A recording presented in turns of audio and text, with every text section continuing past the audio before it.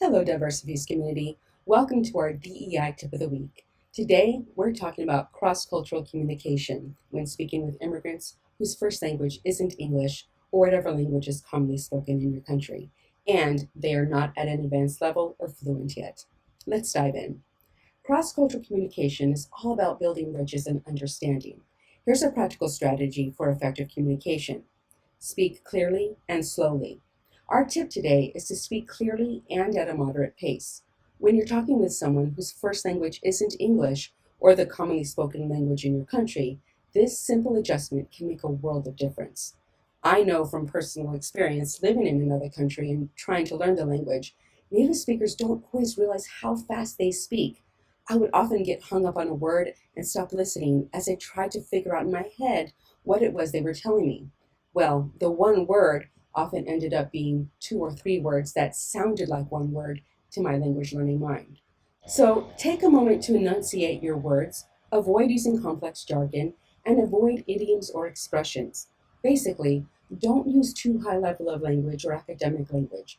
Use everyday conversational language. If you do use an expression, ask the person if they know what it means. If they don't, then explain it to them. Language learners are always looking to improve their speaking knowledge. Doing these tips not only helps with understanding, but also shows respect for their effort to communicate in a second language. Now, what's the takeaway here? Foster connection and inclusivity.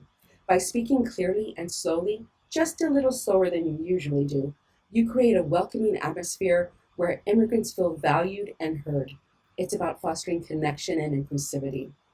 Your action item for this week: practice clear and slow communication, not just with immigrants, but with everyone you interact with. Small changes can have a big impact.